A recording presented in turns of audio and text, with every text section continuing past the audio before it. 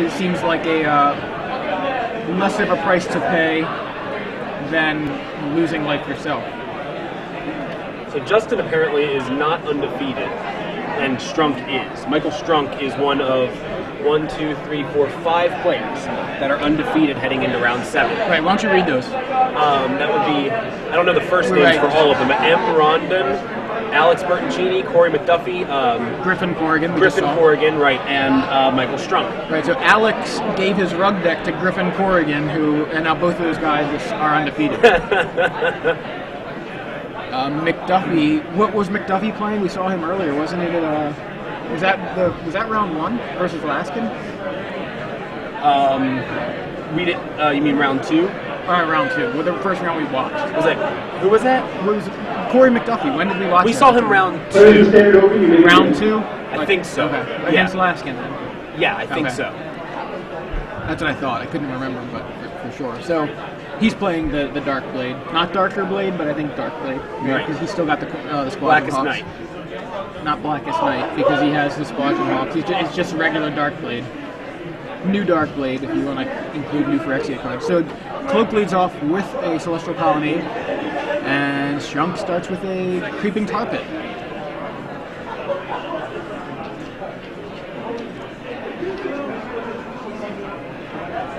Looks like he's trying to decide which land he wants to play here. Goes with a Seachrome Coast and Squadron Hawk.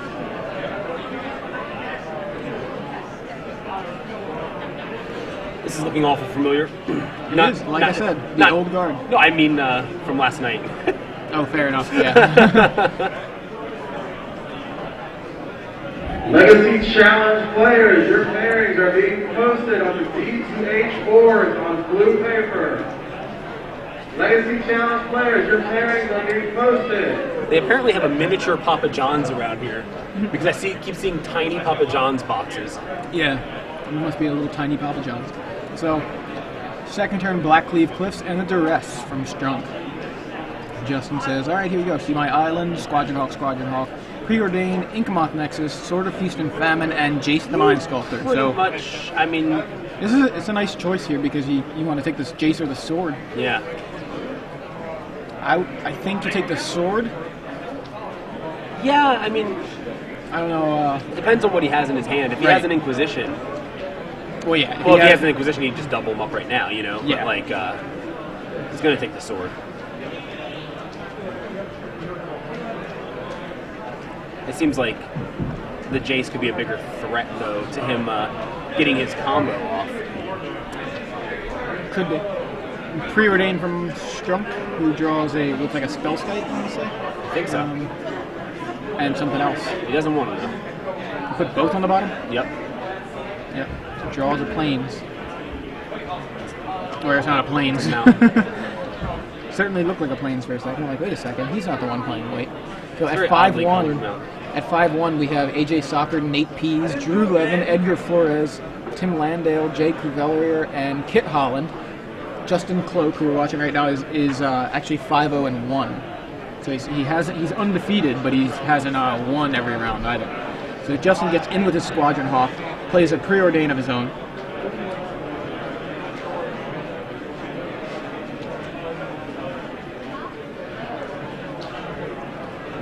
I'd love to see more mental misstep going on. We're going to see that plenty tomorrow. Not that I disagree with you.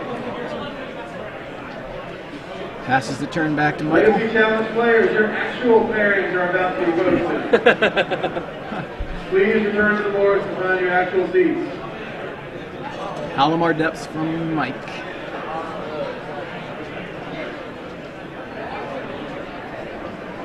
I like the Splitter Twin deck a lot. Yeah, me too. At first I didn't like it, but I didn't believe in it. I'm surprised by how resilient it is. Same here. I feel exactly the same way. I was kind of like, cute. Yeah, exactly. But seeing it actually showing up in a deck, it's kind of cool. Cute with teeth. Yeah. So, passes the turn to Justin, and Justin is looks like he's debating on whether he wants to play a Tectonic Edge or a Inkmoth Nexus, and he went with the Nexus.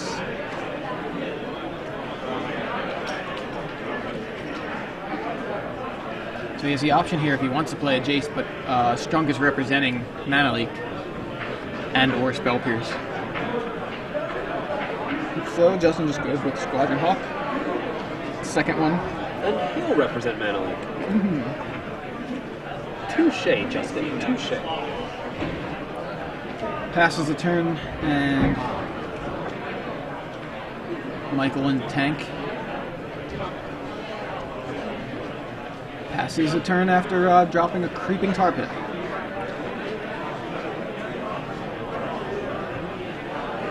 I was about to say, not literally in the tank, as you can see from the wall, he's in an unfinished basement. Alright. Justin trying to decide what he wants to do here. So it looks like he's going to get in before playing a land, maybe? No? No, he plays a Tectonic Edge. Edges away the red source on Strunk's side of the board. The Black Cleave Cliffs. Yeah, really smart of him to leave that mountain in his hand. Yeah. So it looks like, you know, he's hurting a lot more for red. True that. True that indeed. I meant true dat, sorry. True dat indeed. Indeed.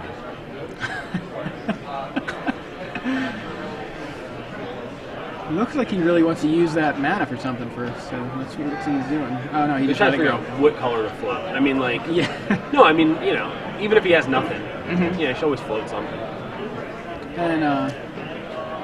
And he's gonna use it. goes with a Dismember on one of the Squadron Hawks.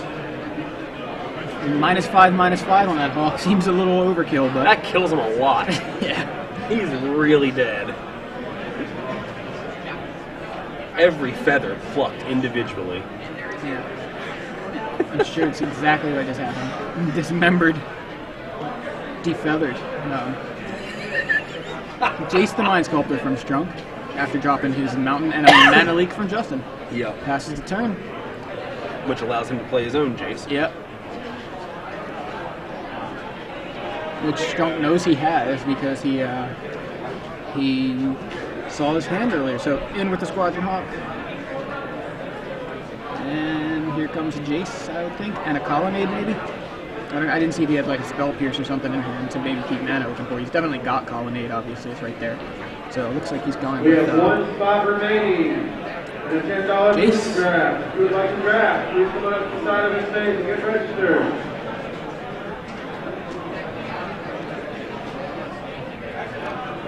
I see land, Dismember land.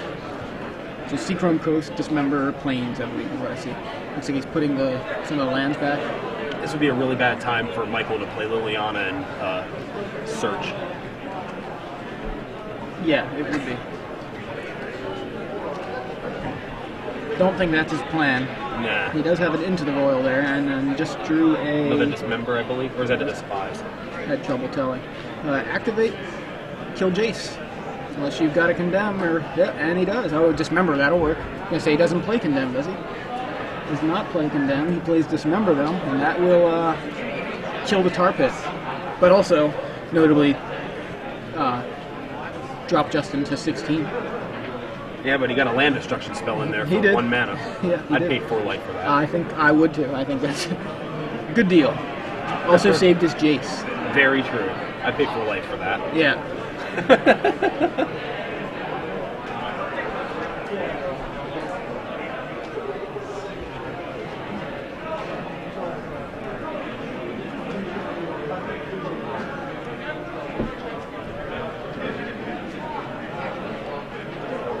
So on board on Michael's side, we have 2 Creeping Tar Pits, a Mountain, and a Halimar Depths, all tapped. Justin has Jace the Mind Sculptor on 5 counters now after a Fate Seal of himself, was it? Or was it, did he Scry. Scry? Yeah. So he's got a Jace on 5 counters and a Squadron Hawk. And looks like, I want to say he has 6 lands. He's got 6 lands in play. Just tapped 5 of them to animate Colonnade and get in for 5 along with the Squadron Hawk. Colonnade and Squadron Hawk in for 5. So it puts Michael to 10. To the people who get really upset about people using Fate Seal when they do it to themselves, all I have to say is, scry me a river. Very nice. So I had to get 1 in there. Players at $10 draft, number 4. And then there's a Spell Skite. Side of it, stage. Played a Blackleaf Cliffs, came into play tapped, and then tapped for 2 for a Spellskite.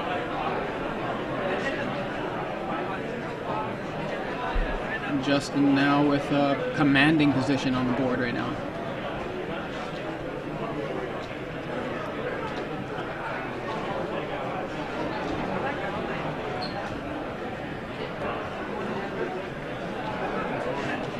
That Jace is just really good. I mean, really helping Justin get pretty much anything he needs. I guess what Jace does, but yeah.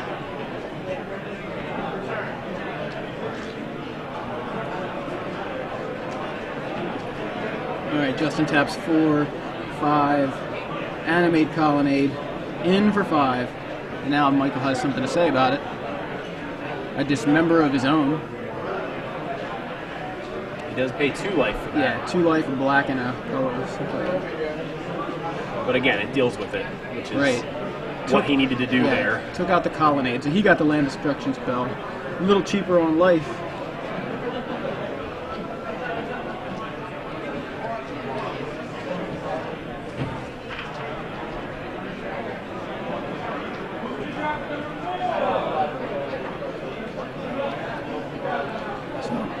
Michael's turn right now. He has 5 untapped lands and a Spellskite in play. Passes the turn. Justin with a Jace on 5 counters and a Squadron Hawk and 6 lands in play. And Justin looks like he goes with the Brainstorm. Michael's looking really threat light here. Yeah, I see Batterskull there. I saw Tectonic Edge Island Batterskull off of that Brainstorm. All 3 of which he kept. I believe he probably put back some Squadron Hawks I think he still had left in his hand. $10 booster draft number 4. Come on up to the main event stage, please. $10 booster draft number 4 to the main event stage, please. Yeah, you can't into the Royal that land. It looked like he stared at the end of the Royal in his hand for a second, like, I could. Oh, I can't. Oh, that's too bad. Yeah, taking out those red sources seems like a pretty good play. And there comes a Batterskull. And there's Rashad. And Rashad into the Royal, or the other on a Batterskull. Yep. Oh no, he did bounce the germ. Interesting. I was gonna say, I don't think he runs Doomblade, does he? I guess he gets the most value if he kicks into the Royal on him trying to equip it. You know what I mean? If he then bounces it. What do you mean? So he goes to equip it on the Squadron Hawk right now, and then he bounces. Oh, does he have a second into the Royal? Yeah, and okay, he bounces the Batterskull in response, and then he has to pay another 10 mana to use it again. Yeah. Or 5 mana, I guess, because he gets the living weapon back, but still.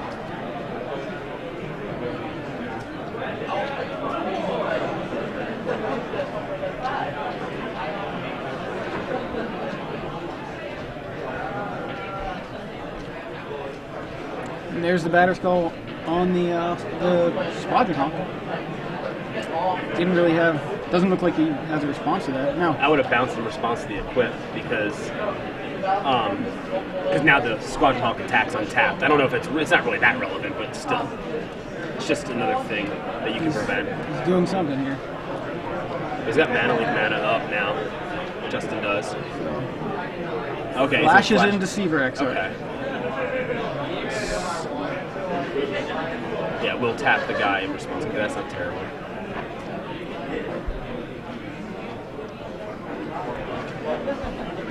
All he needs to do now is nutstraw his Splinter Twin. Yeah, and a red source? And red source. He has the red source. Oh, there it is. Okay, didn't see that. He just played it, that's why. Alex Davis, coming up to the main event stage. Your draft is waiting on you.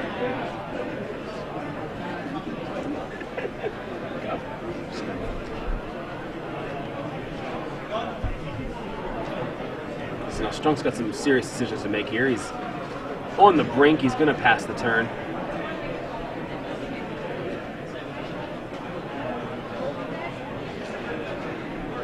Gets in on the Jace for 1 at least. Justin's going to keep brainstorming off of Jace, just getting all that card advantage. And now Strunk's going to have to attempt to into the Royal, the Squadron Hawk, I imagine.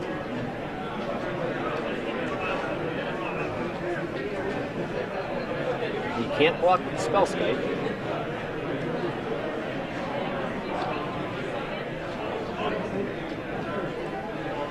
Given the, given the amount of time this game's taken, I would maybe, I don't know. He can always top deck his answer. So he's not gonna kick, or no, he's gonna attempt to go for the throat. That's a good one. And then he can still kick into the Royal if he has to. So that's good. I forgot he drew the go for the throat this turn. So he does have a number of plays he can make right now. Opponent doesn't seem to have much in his hand, but I can't see everything. I think that might resolve. Yep, sure does.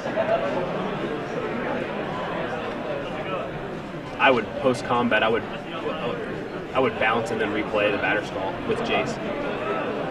Or he can do that and equip it to a better creature. Fair enough. Again, that's why I'm on this side of the camera. Mike's going to take himself to 6 with that fetch land. God, he needs a Splinter Twin right now. That's all he needs right now is a Splinter Twin. If he can pull that off, it'll be so huge.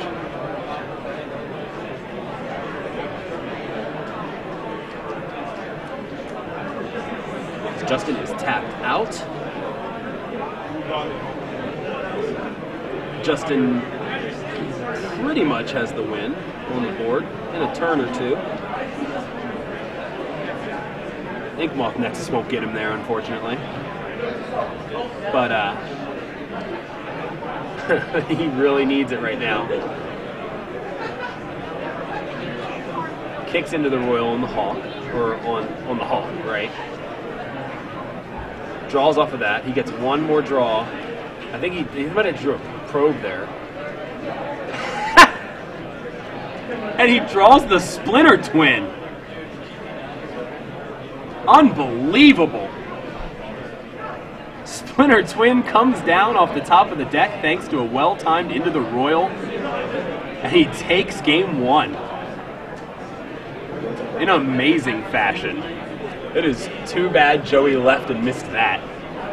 You just missed the top deck of the tournament. Wait, I get to hear about it, right? Yes, you do. So, he was in a bad way. As you can see, the game's won there.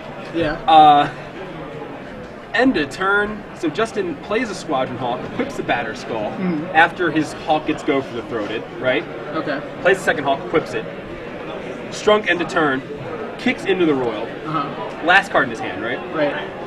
He draws a card off it. I didn't even notice what it was. It might have been Deceiver XR. Okay. Untaps, draws Splinter Twin. Oh wow. Plays it, wins. So because Justin was tapped out. Wow. Yeah. So that was like what he needed to do right there. I mean, Yeah. Justin would have taken him to 1 the next turn. So he technically had 2 turns. Right. But man, like he needed it right there. That's pretty impressive. Because I mean, his opponent could have Justin could have just Fate Sealed him the next turn. Yeah. Tacked, Fate Seal, make sure you don't have it. Right. And then win. So that was really, like, I would say, the last turn he had to get that That's combo. pretty nuts. And I he guess got that it. shows you the strength of the combo. The combo can just come out of nowhere. Yeah.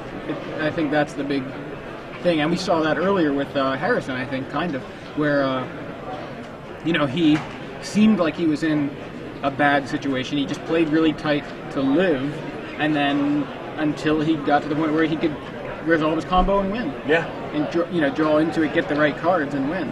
That was an impressive win from Michael Strunk. Yeah, I must have been literally seconds behind. Drinking all this water and Red Bull and stuff is kind of making me have to get up a lot, if you know what I mean. But let's take a look at the sideboards. Yes. Justin's got Flash Freeze. I suspect that comes in. I don't know, though. It's literally only Splinter Twin. Yeah, it doesn't seem worth it. So, yeah, I mean, it's literally the only red card in the deck. Sort of War and Peace, mate? No. Batterskull.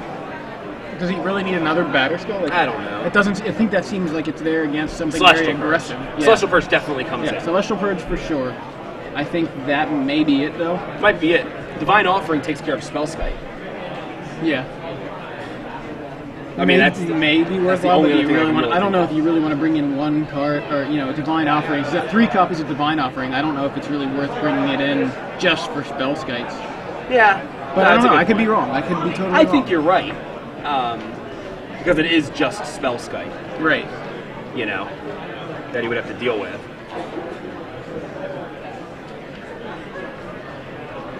And then on Michael's side, he's got Consecrated Sphinx, Combust, which is there. That's another answer right now in Standard for the Splinter Twin combo because it can't be countered and can't be prevented. Right. So that's a huge, a very, very good answer, and I'm surprised we haven't seen more of that. Yeah. Today. It can't. But that's he doesn't need that obviously against Coldblade. I'm just saying, he's got Combust. It's something that is cool, though. Up. Yeah, it's great against the mirror. If you're playing the mirror with this, yeah. Right. So he's got Consecrated Sphinx, Combust, Pyroclasm, Calcite Snapper, Shatter, and Twisted Image. So to me, it looks like he's got the Shatters for the equipment, and then maybe a Consecrated Sphinx. Because you don't think the Snappers come in? Yeah, maybe the Snappers come in too. So I think they just give him a little more pressure early. Kills Squadron Hawks and punishes them bad for not blocking.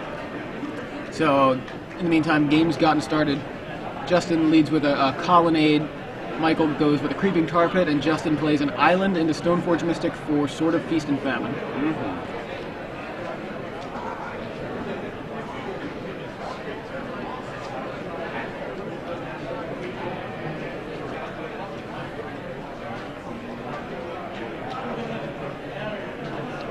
Duress from Michael off his Blacklead Cliffs. He sees a pair of Mana Leaks, a pair of Jaces, the Sword, and a Seachrome Coast. That's the first time I ever did that. Neat. Takes the Sword. Sword seems to be the most immediate threat here. He needs to draw into a land naturally to even play the Jace. Right, that's the thing I think about these. Oh wow, Mana Leak, Jace, Jace. Yeah, wow. and the Seachrome Coast. He takes the Sword. Yeah, that's the cool thing about. And he draws the 4th land. So, sorry, what were you gonna say? Keep cutting you off. No, it's cool. I'm just saying, this is why Inquisition was so good. Was against Stoneforge Mystic being able to take the Sword that they just tutored for. Michael Walsh and Justin Helmick to the event stage, please. It's true.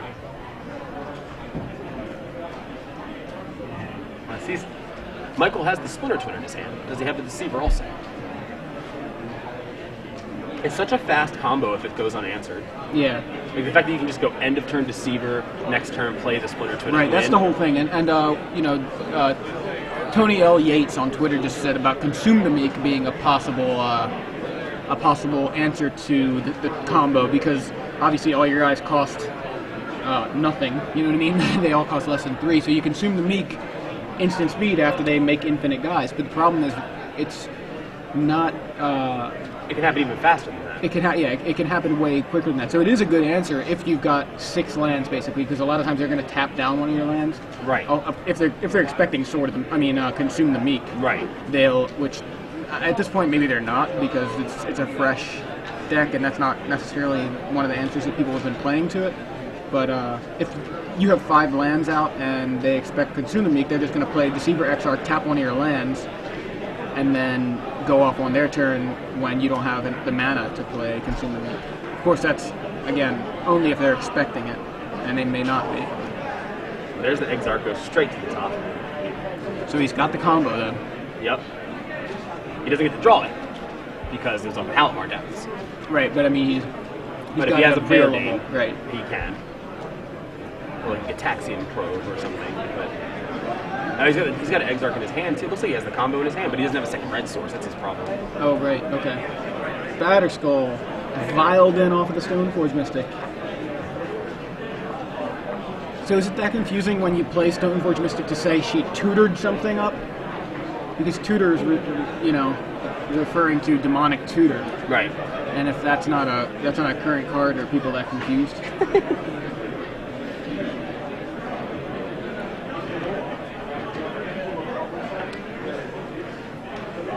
Constructed a sword from its stone forge and then mystically so played it. But other than that, passes the turn to Justin. Whoa. Lots of flashing. Sorry for any of you who have epilepsy. Spell Skite he just drew, and he gets in with Batterskull and Stoneforge. He says, hold up. Hold up. So before combat, I'm going to play Deceiver Exarch. Do you have a response?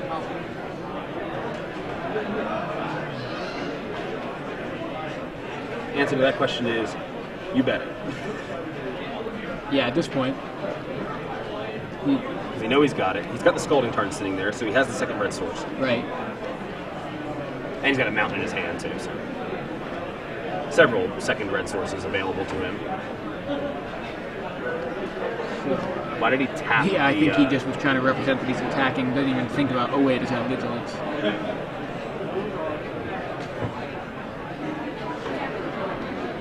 Why would he let his opponent not attack with Stoneforge? Because, you know, he backed him up. He wasn't doing it during combat. He backed him up. Justin can change his mind.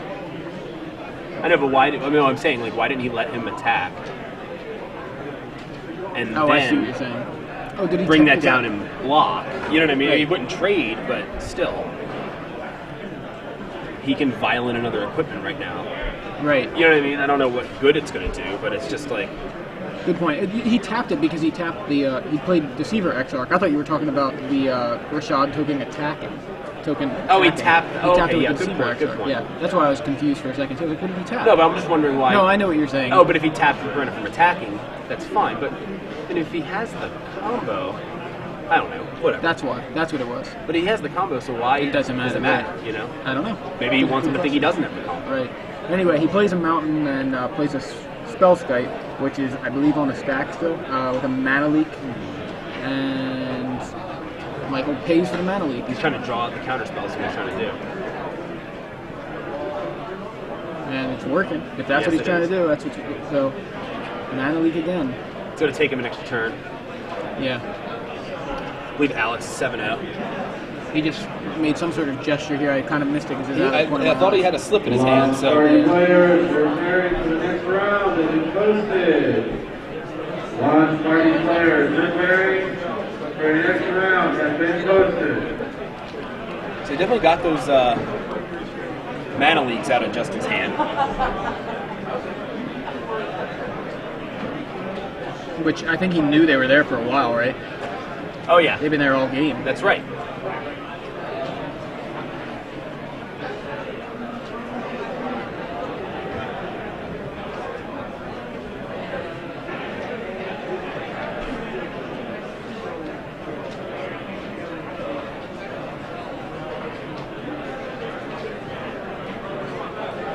Now he mana leaks the mana leak, and he draws out a Spell Pierce. There we go. There you go. That's one way to get 3 counter spells out of Justin's hand, so you can get your combo off the next turn.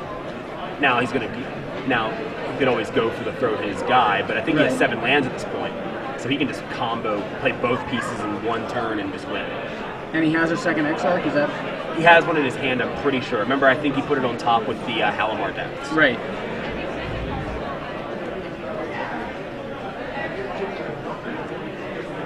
Saw Mary run by.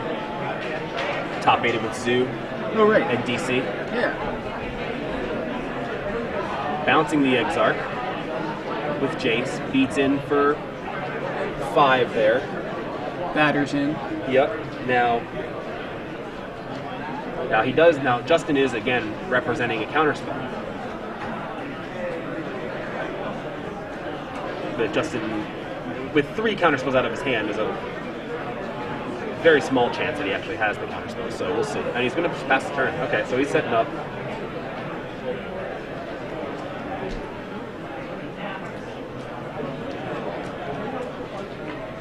I wouldn't have allowed him to draw another card there. I would have tried to just go for it, but that's just me, and that's... Yeah, you may have a plan that we're just, you know, he sees something that we don't that we're not seeing.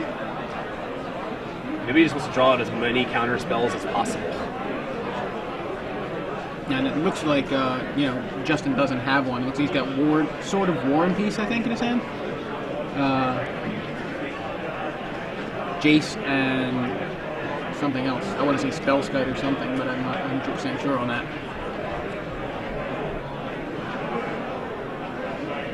He doesn't have Spellskite because it's not in his list. Oh, it's Sword of War and Peace, Jace, and is it? Still, I can't tell what it is. It seems to very quickly always flip by the one card that I can't see what it is. He just drew a day. Yeah. Pretty nasty.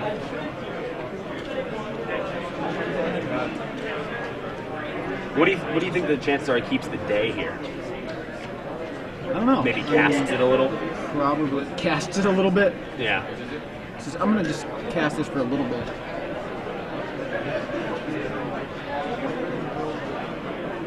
I would cast it.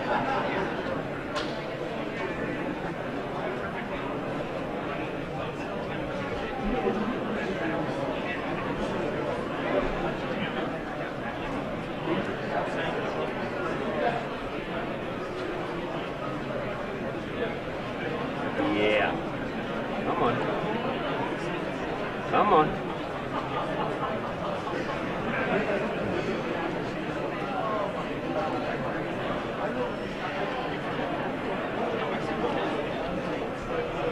I see. He's trying to draw out a counterspell here, so he can get his day to resolve. Yeah.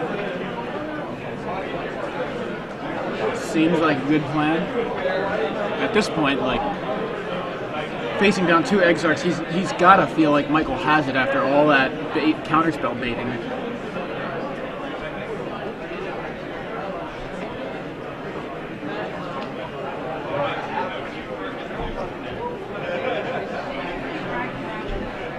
Okay.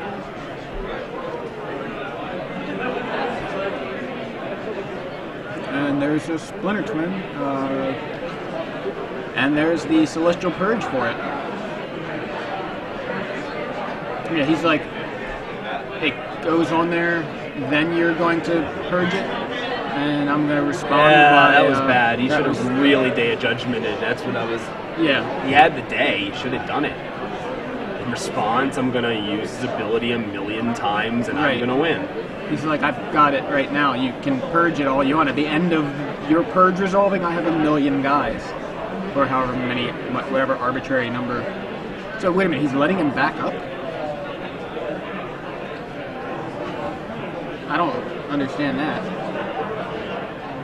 Unless he's actually saying I'm putting this many into play.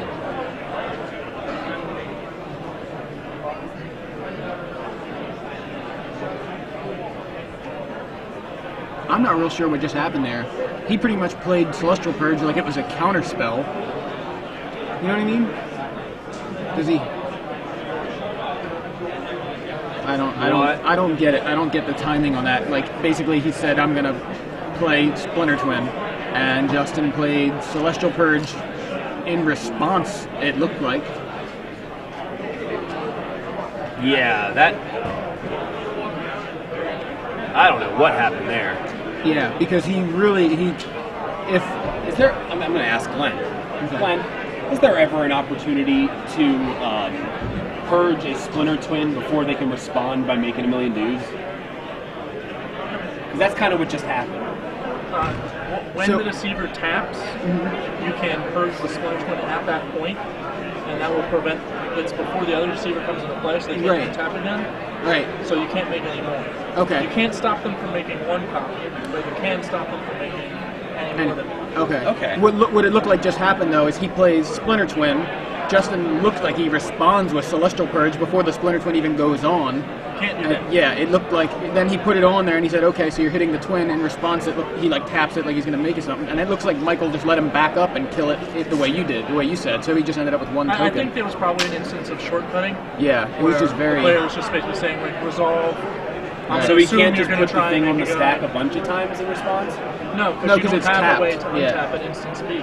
Once you tap once, you need another way to untap. Right. Like if you played another card that was just like untap target creature, then you could respond by going off, but you need that other card. Oh, okay. Right, because it's Like tapped. another Exarch, for example. Yeah, exactly. Right, right. So he That ended makes up sense. That does make sense, taking right. the game with